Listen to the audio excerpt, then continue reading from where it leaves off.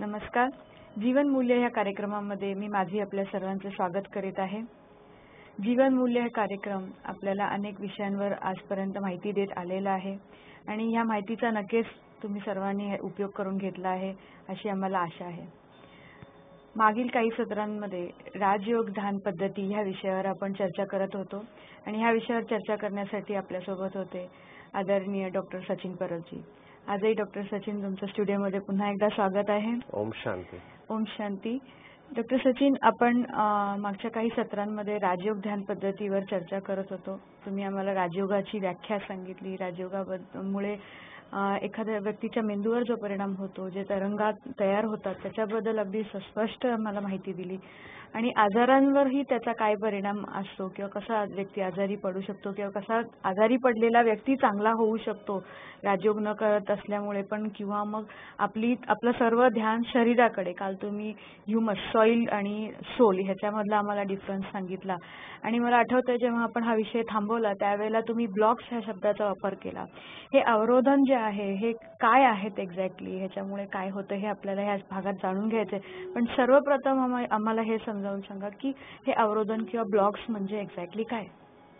इंग्रजीमध्ये आम्ही ह्याला ब्लॉक्स म्हणतो, मराठीमध्ये आपण अवरोध किंवा अडथळा म्हणू शकतो. अडथळा कशाला, तर आपल्या शरीरामध्ये जी चैतन्य शक्ती आहे, आपण मागच्या सत्रात पाहिलं की जेव्हा शरीरामध्ये आत्मा आहे तेव्हा आपण म्हणतो की ही व्यक्ती जिवंत आहे, आणि जेव्हा आत्मा निघून जातो तेव्हा ती व्यक्ती मृत आहे असं आपण घोषित करतो. तर जेव्हा आत्मा शरीरामध्ये असते त्या आत्माची ऊर्जा शरीरातील प्रत्येक पेशीपर्यंत पोहोचत असते. ठीक आहे.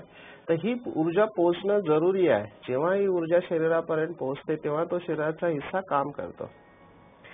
म्हणून कदाचित इंग्रजीमध्ये लाईफ हा शब्द आहे. लाईफ शब्दाचा फुल फॉर्म आहे loving infinite flow of energy. ही एनर्जी फ्लो होत राहिली पाहिजे. काही कारणास्तव ही एनर्जी जेव्हा फ्लो होत नाही, जेव्हा ती वाहत नाही शरीरातील अंगापर्यंत, तेव्हा त्याला ब्लॉक आहे असं आम्ही म्हणतो. ती एनर्जी ब्लॉक झालेली आहे. भरपूर चिकित्सा पद्धतीमध्ये ह्या एनर्जीला जागृत करायचा प्रयत्न करतात किंवा ह्या एनर्जीमध्ये जे अडथळे निर्माण झाले ओपन कर. जसं ॲक्युप्रेशर, ॲक्युपंक्चरमध्ये आपण एखादे पॉइंट्स दाबतो, त्या पॉइंट्समध्ये ती मेरिडियन किंवा ती ऊर्जा प्रवाहाची तंत्रिका आहे तिचा रस्ता ओपन करण्याचा प्रयत्न करतात. किंवा हिलिंग्स भरपूर काही करतात ज्याच्यामध्ये प्राणिक हिलिंग किंवा रेखी हिलिंग आहे, त्याच्यामध्ये देखील त्या भागाला ऊर्जा देतात.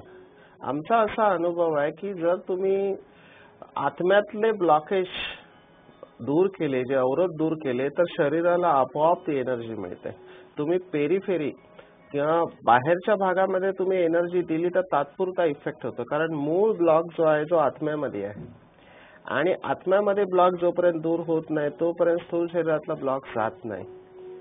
ह्याला आम्ही ब्लॉक थेअरी म्हणतो, कारण हे ब्लॉक अशा प्रकारे जेव्हा निर्माण होतात तेव्हा ते आत्म्याची शक्ती आहे शरीरापर्यंत पोहोचू देत नाही आणि त्यामुळे शरीर आणि मनामध्ये आजार निर्माण होतात. डॉक्टर सर, तुम्ही आता म्हटलं शरीर आणि मनामध्ये आजार निर्माण होतात, तर मग अशी जर एखाद्या व्यक्तीला ब्लॉक्स आहेत, असे जर अवरोधन एखाद्या व्यक्तीमध्ये आहे, तर शरीरावर त्याचे काय एक्झॅक्टली परिणाम होतात? शरीरात काही विशिष्ट आजार तयार होतात का? पहिला आपण समजून घेऊया ब्लॉक्स कसे निर्माण होतात, कारण ब्लॉक्स एकदा निर्माण कसे होतात कळले तर आपल्याला कळेल की ते शरीराशी कसे निगडीत असतात. जसं मी सांगितलं की आत्म्याची ऊर्जा निरंतर प्रवाहित होणं फार आवश्यक आहे. जेव्हा आपण ही ऊर्जा दाबण्याचा प्रयत्न करतो किंवा दमन करतो किंवा थांबवण्याचा प्रयत्न करतो तेव्हा ती ट्रॅप झालेली असते आतमध्ये.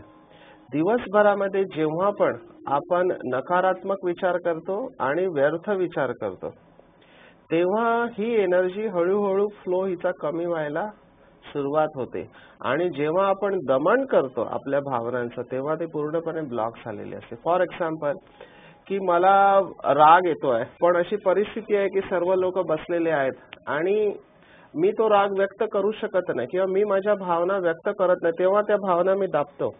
आता भावना ही एक ऊर्जा आहे, एनर्जी इन मोशन आहे, ती आवेग आहे. तो त्या वेगाला दाबण्यासाठी तुम्ही दुसरी ऊर्जा वापरता आणि ती ऊर्जा आत्म्यामध्ये ट्रॅप झालेली असते. ह्याला आम्ही म्हणतो ब्लॉक. आणि ब्लॉक अशा प्रकारे निर्माण होतात. सर्वसाधारणपणे एका दिवसामध्ये किती ब्लॉक्स तयार होत असतील? भरपूर ब्लॉक्स तयार होतात. जेवढं तुम्हाला चिंता जास्त, टेन्शन जास्त, भीती जास्त, तेवढे जास्त ब्लॉक तुमच्यामध्ये निर्माण होतात. म्हणून या नकारात्मक भावनांवर विजय प्राप्त करणं फार आवश्यक आहे. तर जसे हे ब्लॉक्स, जसं आपण स्लाइडमध्ये पाहूया की कसं आत्म्याच्या आतमध्ये ते ब्लॉक्स चौकोनी आपण दाखवलेले आहेत. आत्मा जरी सर्क्युलर एक बिंदी आहे, त्याला थोडं मॅग्निफाय करून चित्रामध्ये आपण बघितलेलं आहे. हे ब्लॉक्स आत्म्यामध्ये असतात आणि जेवढे ब्लॉक्स आपल्यामध्ये जास्त आहे तेवढी व्यक्ती भारी असते. भारी म्हणजे तिच्या चेहऱ्यावर प्रसन्नता नसणार आणि लवकर थकणार, चिडचिडी होणार आणि तिला आजाराचा प्रभाव पडणार किंवा आजारी पडणार पुन्हा पुन्हा. तर ब्लॉक, कारण एनर्जी मिळतच नाही या शरीराला, ना सूक्ष्म शरीराला ना स्थूल शरीराला. त्यामुळे दोन्ही शरीराची एनर्जी संपल्यामुळे जे काही लक्षण येतील, थकावट, चिडचिडापण, उत्साह नाही आहे, सुस्ती आहे, निराशा आहे, हे सगळे आजार ऑटोमॅटिकली जेव्हा आपली एनर्जी ब्लॉक होते तेव्हा येतात. तर हा इफेक्ट मनावर पण असतो. जसं मनाचा उत्साह जाणे, शरीरामध्ये थकावट येणे, हे दोन प्रिन्सिपल लक्षणं ब्लॉक्समुळे दिसून येतात. डॉक्टर साहेब, जर आता तुम्ही म्हटला शरीरामध्ये, तर आत्मा आणि शरीराचे अर्ध घनिष्ठ असे संबंध आहेत. तर हे ब्लॉक जर आत्म्यामध्ये आहेत तर मग नक्की काय त्या व्यक्तींची अशी लक्षणं काय दिसून येतील आपल्याला एक्झॅक्टली? जसं मी आता सांगितलं, समजा आता आत्म्यामध्ये पूर्ण शरीराचं प्रतिबिंब आहे. जसं आम्हाला वैद्यकशास्त्रात सांगितलं जातं की आपला मस्तिष्क जे आहे किंवा मेंदू आहे, त्या मेंदूमध्ये पूर्ण शरीराचं रिप्रेझेंटेशन आहे. शरीराच्या कोणत्या भागावर नियंत्रण ठेवलं हे मेंदूमध्ये आहे. ठीक आहे ना. जसा हाताचा अंगठा आहे, अंगठ्याला फार मोठा जागा मेंदूमध्ये मिळालेली आहे. असे शरीरातील प्रत्येक अंगाला जागा मिळालेली आहे. तर असं जर शरीराचं रिप्रेझेंटेशन मेंदूमध्ये आहे, तसंच हे शरीराचं रिप्रेझेंटेशन आत्म्यामध्ये सुद्धा आहे. आणि ज्या भागाचं रिप्रेझेंटेशन करतं, सपोज आत्म्यामध्ये हे गुडघ्याचं रिप्रेझेंटेशन आहे आणि तिथे एनर्जी ब्लॉक झालेली आहे, तर मला गुडघ्याला त्रास होणार. आत्म्यामध्ये जर माझा खांदा आहे, त्या भागाची एनर्जी ट्रॅप झाली असेल तर मला खांद्याला त्रास होणार. हृदयाची एनर्जी ट्रॅप झालेली असेल, ब्लॉक झाली असेल तर हृदयाला त्रास होणार. तर आत्म्यामध्ये कोणत्या हिस्स्यामध्ये एनर्जी ब्लॉक झालेली आहे त्या अनुसार त्या अंगाला आजार होतो, कारण तिथे एनर्जी फ्लो होत नाही. मग आम्ही मेडिटेशनद्वारे ही एनर्जीचा ब्लॉकेज काढून त्या अंगाला एनर्जी देतो, तेव्हा तो अंग पूर्णपणे स्वस्थ होऊ लागतं. सर, काल ही गोष्ट तर तुम्ही आम्हाला ब्लॉकची, अवरोधन जर एखाद्या आत्म्यामध्ये आहे किंवा त्यांनी जर ठेवलेले तसे अवरोधन निर्माण केलेले आहेत इनफॅक्ट नकारात्मक विचारांनी म्हणा, तर मग ह्याचे तुम्ही परिणाम आम्हाला सांगितले. तर काल जसं तुम्ही सांगितलं की राजयोग शारीरिक काही व्याधी असतील, काही आजार असतील तर त्याच्यामध्ये मदत करतात. तर नक्कीच हे अवरोधन काढण्यामध्ये राजयोगाचाही सहभाग असावा. तर कोणत्या प्रकारे राजयोग हे ब्लॉक्स काढण्यामध्ये मदत करतं? खूप छान प्रश्न आहे आणि हा बेसिक प्रश्न आहे. जसं आपण पाहिलं स्लाइडद्वारे की ब्लॉक्स जेव्हा तयार होतात तेव्हा ती एनर्जी त्याच्यामध्ये ट्रॅप असते किंवा माझी ऊर्जा निरंतर प्रवाहित होत नाही, शरीराला आणि मनाला मिळत नाही. जसं आपण राजयोगाचा अभ्यास करायला लागतो, राजयोग ध्यान म्हणजे जेव्हा आपण आत्मिक स्वरूपामध्ये स्थित व्हायला लागतो, आपलं संपूर्ण ध्यान दोन डोळ्यांच्या मध्ये येतं आणि स्वतःला आपण आत्मा समजतो आणि परमात्मा जो की निराकार ज्योतिबिंदू स्वरूप आहे त्याच्याशी जेव्हा आपलं कनेक्शन जुळू लागतं, त्याच्याशी योग वाढू लागतं, तर जेव्हा ती शक्ती परमात्म्याची आपल्यामध्ये प्रवाहित होते तेव्हा काय होते, ह्या शक्तीने, परमात्म्याच्या शक्तीने आपल्या आतमध्ये जी ऊर्जा ट्रॅप झालेली आहे ती समाव रिलीज केली जाते. ह्याला आम्ही कॅथार्सिस म्हणतो. आणि तुमची जशी ती दाबलेली ऊर्जा किंवा जे भारीपण होतं ते अचानक रिलीज झाल्यावर पहिला तुम्हाला जो अनुभव होतो तो म्हणजे हलकेपणाचा. तुमचं वजन 60-70 किलो असेल तर तुम्हाला त्यावेळेला एकदम असं हलकं झाल्यासारखं वाटतं, कारण ती जो भारीपण होता, जो दबाव होता, मनावर एक बोज होता, तो एकदम रिलीज होतो. तर पहिला इफेक्ट राजयोग मेडिटेशनने परमात्म्याची शक्ती आपल्यामध्ये येते तेव्हा आपण हलके होतो. पण मग नंतर काय राहतं, ती एनर्जी ट्रॅप असते ती तर रिलीज होते, पण त्या घटनेची जी स्मृती आहे ती आपल्यामध्ये असते. आणि राजयोग जसं आपण म्हटलेलं आहे की आपला जो योग आहे तो पतित पावनशी आहे. परमात्मा पतित पावन आहे, म्हणा पतितला तो पावन करणार आहे. पतित म्हणजे काय, तर पतित शब्दाचा अर्थ जो भारी आहे. एक सुंदर भजन आहे, आपण सर्वांनी ऐकलं अनुप जलोटाचं, की जल से पतला क्या है, आणि त्याच्यामध्ये एक सुंदर वाक्य येतं की भूमी से भारी क्या है, तो पाप भूमी से भारी. तर जेवढा व्यक्तीने निगेटिव्ह ऍक्शन्स केलेले असतात किंवा नकारात्मक विचार केलेले असतात तेवढा तो व्यक्ती भारी असतो. तो हलका होऊन उडण्याचा अनुभव करू शकत नाही. आणि परमात्मा पतित पावन आहे म्हणजे हे भारीपण किंवा हे ओझं तो काढून टाकतो. आणि जेव्हा त्या पतित पावन परमात्म्याशी आपला योग लागतो तर आपल्यामधले पाप भस्म होतात. जे परमात्माचा वायदा आहे भगवद्गीतामध्ये की सर्व धर्मान्य परित्यज माम एकम शरणम व्रज अहम त्वाम सर्व पापेभ्याम मोक्षयक्षामि मा शुच. म्हणा जर तू सर्व देह आणि देहाचे धर्म सोडून एक माझ्या शरणामध्ये आलास तर तुला मी सर्व पापांपासून मुक्त करेन. म्हणून त्याला कदाचित पापकटेश्वर हा शब्द देखील वापरला जातो. पापकटेश्वर म्हणजे जेव्हा आपण राजयोगाद्वारे परमात्म्याच्या स्मृतीमध्ये बसतो तर त्याच्यापासून जी शक्ती येते ती एका लेझर प्रकाशासारखी एकदम शक्तिशाली असते. ह्याला भगवद्गीतेमध्ये शब्द आहे योग अग्नी. जसा ज्ञान अग्नी आहे तसा योग अग्नी आहे. तर हा जी योगाची अग्नी आहे त्याच्याद्वारे ही जी स्मृती आहे, निगेटिव्ह स्मृती आहे म्हणा, आपल्या जीवनात घडलेल्या ज्या घटना आहेत त्या घटना ज्या दुःखदायक घटना आहेत, ज्या वेळेला आपल्याला दुःख झालेलं त्याची स्मृती जी आहे त्याला ती वाईप आउट करतं, एक प्रकारचं प्युरिफाय करतं. शुद्धीकरण प्रक्रिया राजयोगामध्ये होते. आणि त्यावेळेला ही जी स्मृती वाईप आउट झाली की जसं आपण स्लाइड मध्ये पाहणार आहोत की ते ब्लॉक्स आहेत ते निघतात आणि ती स्मृती पण वाईप आउट होते. आणि ह्यालाच भगवद्गीतेच्या 18 अध्यायामध्ये सांगितले नष्टो मोहा स्मृतिर्लब्धा. म्हणा जी आत्म्याची ओरिजिनल स्मृती आहे आदी आणि अनादी, की आत्मा जेव्हा आपल्या घरी होती परमात्म्या स्वरूप होते त्याच्यासारखी होती, संपूर्ण पवित्र होती, ती शांत होती, सुखी होती, तर ती स्मृती त्याची जागृत व्हायला लागते. हा राजयोगाचा सर्वात मोठा फायदा आहे. तो फक्त एनर्जी रिलीज नाही करत परंतु नवीन स्मृती देतो. बाकी सर्व मेडिटेशन आहे ते पण काम करतात, पण ते काय करतात तुमची एनर्जी रिलीज करणार, तुम्हाला तात्पुरतं हलकं वाटणार, पण ते पाप कर्म भस्म व्हायची प्रक्रिया आहे ती राजयोगामध्ये होते. विकर्म विनाश करण्याची प्रक्रिया आहे ती फक्त राजयोगामध्ये होऊ शकते. कारण राजयोग हा कोणी देहधारी गुरुशी योग नाहीये किंवा तत्वांशी योग नाहीये. तुम्ही ब्रह्माशी योग नाही करत आहे, ब्रह्म तत्वाशी तुमचा योग नाहीये किंवा कोणत्या देहधारी गुरुला तुम्ही आठवण नाही, तुम्ही डायरेक्ट निराकार ज्योतिबिंदू स्वरूप परमात्म्याशी तुमचा योग आहे जो पतित पावन आहे. त्यामुळे तुमचे विकर्म विनाश होतात किंवा पाप भस्म होतात. तर पाप भस्म होणे म्हणजे काय की तुमच्यामध्ये ज्या निगेटिव्ह स्मृती आहेत त्या सगळ्या निगेटिव्ह स्मृती वाईप आउट होतात, त्या साफ केल्या जातात आणि त्याच्या ठिकाणी श्रेष्ठ स्मृती तुम्हाला मिळते की तुम्ही अनादी स्वरूपामध्ये संपूर्ण पवित्र आहात, आदी स्वरूपामध्ये तुम्ही संपूर्ण निर्विकारी आहात. हे नवीन रेकॉर्डिंग राजयोगामुळे होतं आणि त्यामुळे हे ब्लॉक्स वाईप आउट होतात. आणि त्याचा फायदा असा होतो की एक तुमच्या ज्या काही डिपेंडन्सीज असेल, जी काही व्यसनं असेल किंवा वाईट सवयी असेल ते निघून जातात. आजार तुम्हाला असेल तर आजारामध्ये फायदा होतो, एक तर ठीक होतो, जर ठीक नाही झाला तर एक त्याच्याही पुढची अवस्था की समजा तुम्हाला आजार आहे त्या आजाराचा आत्म्यावर प्रभाव पडत नाही. ह्याला आम्ही म्हटलेलं आहे की कर्म भोग के ऊपर कर्म योग की विजय. म्हणा कर्मभोग आहे ते येणारच, पण त्या कर्मभोगाचा कर्मयोगाच्या द्वारे तुम्ही त्याच्यावर विजय प्राप्त करता. फॉर एक्झाम्पल माझ्या समजा गुडघ्यामध्ये दुखत आहे किंवा माझ्या हार्टमध्ये दुखत आहे तर दुखण्याचा मेसेज तर येणार ब्रेनला कारण नसा काम करताय, पण तो मेसेज स्वीकार करणं की न स्वीकार करणं ही माझी शक्ती आहे. त्यामुळे तो कर्मभोग आहे तो आला पण त्याच्यामुळे मला दुःखाचा अनुभव होत नाही. परिस्थिती आहे दुःखात पण त्याचा माझ्यावर प्रभाव पडत नाही. ही सुंदर अवस्था राजयोगामुळे येते.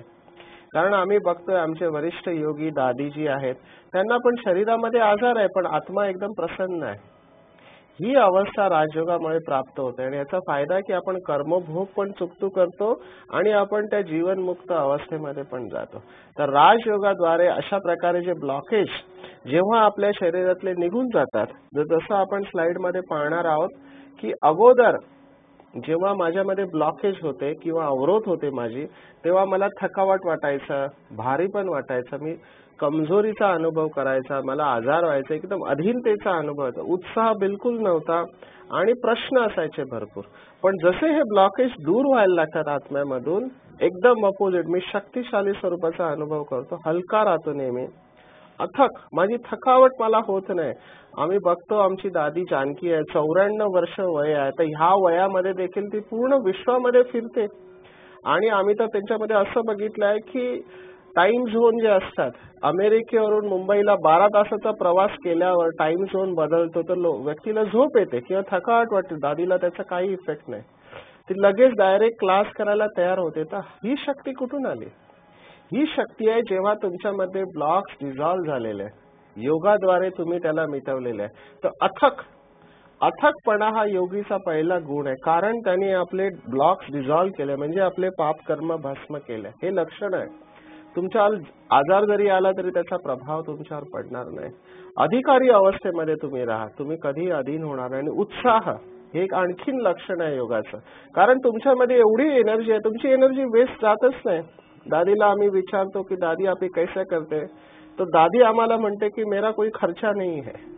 खर्चा नाही म्हणा, तिची एनर्जी वेस्ट नाही होत, दमन नाहीये, कुठे कोणते ब्लॉक्स नाही आहेत, योगाद्वारे डिझॉल्व्ह केलेले आहेत. मग निरंतर तुमच्यामध्ये ऊर्जा प्रवाहित राहिली, तुम्ही उत्साह राहिलाच पाहिजे. आणि उत्साहाला ही इंग्रजीमध्ये फार सुंदर शब्द एन्थुझियाझम म्हणतो. एन्थुझियाझम मध्ये दोन शब्द एन आणि थिओस. एन म्हणजे इनसाइड, थिओस म्हणजे गॉड. जेव्हा तुमच्यामध्ये परमात्म्याची शक्ती येते तेव्हाच तुम्ही उत्साही राहू शकता. आणि सध्याच्या युगामध्ये जो डिप्रेशनचा आजार आहे त्याचं कारणच आहे की परमात्म्याशी योग तुटलेला आहे. तुम्ही उत्साह कसे राहू शकता? टीव्ही, फिरणं, सुट्टी, चित्रपट बघणं किंवा बाकीचे सुखाचे साधे तुम्हाला तात्पुरतं तुम्हाला असं वाटेल, पण ते गेल्यावर पुन्हा तुमची तीच अवस्था असते. तर हे राजयोगाने होतं आणि आपण नेहमी प्रसन्न चित्त राहतो. तर असा फायदा आपल्याला ब्लॉक्स निघाल्यावर होतो. डॉक्टर साहेब, किती सुंदर तुम्ही ह्या गोष्टी आम्हाला क्लिअर केल्या. अगदीच आम्ही पळत तर होतो, आमची एनर्जी जात तर होती, परंतु ती बाहेर जात होती. आणि तुम्ही किती स्पष्ट सांगितलं की त्या एनर्जीचा आतमध्ये फ्लो होणं खूप गरजेचं आहे. ह्या आजारांचे कित्येकदा तरी कारण डॉक्टर पण म्हणायचे हे इन्फेक्शन आहे किंवा अमुक झालंय तमुक झालंय, काही काही सांगत असत. आपल्याला काहीच कळत नसायचं, औषधं घेऊन देखील आजार पण निघत नसायचं.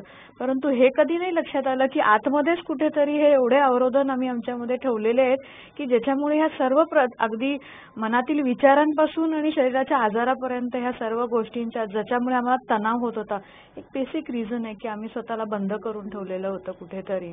आणि ह्याला किती सहजपणे एखादी व्यक्ती राजयोगाद्वारे काढू शकते हे तुम्ही इतक्या सुंदर शब्दांमध्ये आम्हाला सांगितलं.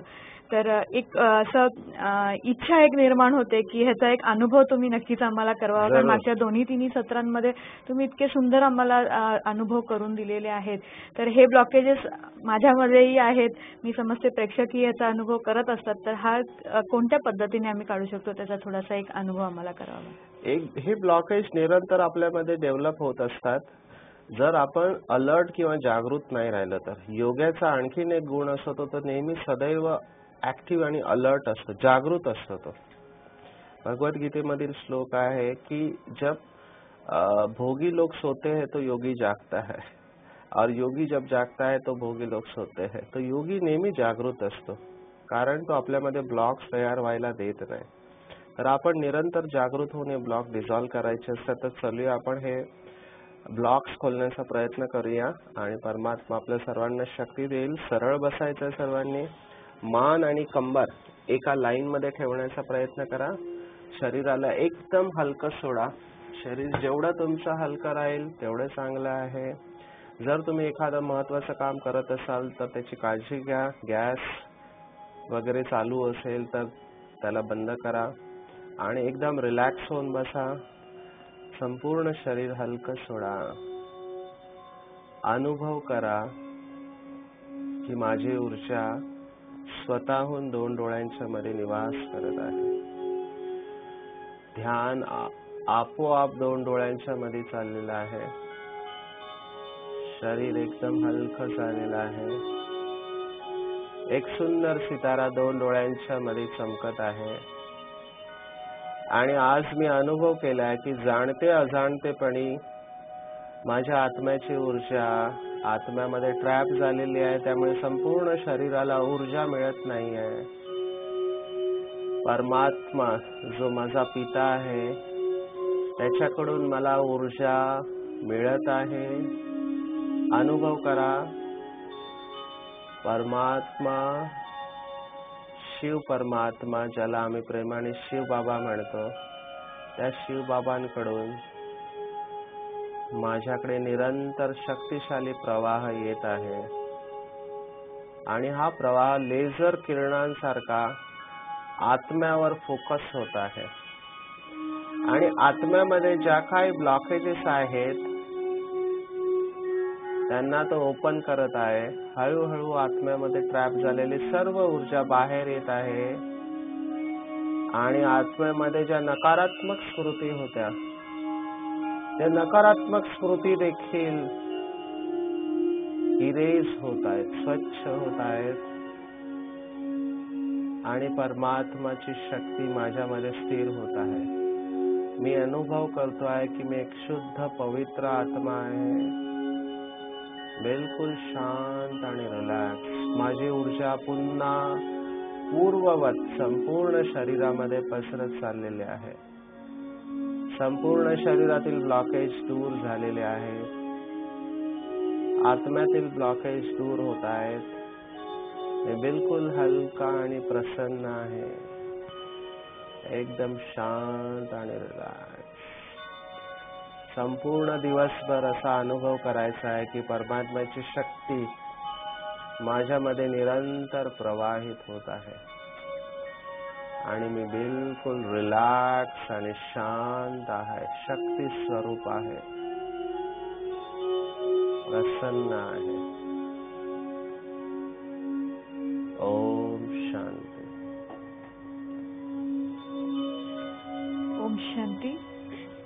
डॉक्टर सचिन, खूप छान तुम्ही आम्हाला अनुभव करून दिला. आता दोन महत्त्वाच्या गोष्टी आपण प्रेक्षक इथे पाहिलेल्या आहे आज पण, की एक तुम्ही डॉक्टर साहेब आम्हाला सांगितलं की भोग नक्कीच ह्या विषयावर आपण पुढे थोडंसं चर्चा करणार आहोत, कारण काही प्रश्न उत्पन्न झालेले आहेत मनामध्ये, परंतु आपल्याला भाग इथेच थांबायचा आहे. परंतु ह्या ब्लॉक्स आहे, ह्या अवरोधनाचा आपल्या आपण जे काही शारीरिक व्याधी आपल्याला जाणवतात, ते आजार जाणवतात, त्याचा किती गहरा संबंध आहे आणि राजयोगामध्ये आपण कोणाशी संबंध जोडतो, परमात्म्याशी. कोण व्यक्ती नाही, कोणी वेगळा गुरु नाही, कोणी शरीरधारी नाही, परंतु निराकार परमात्म्याशी आपण संबंध जोडतो. ह्या बाबतीत आपल्याला आज माहिती मिळाली.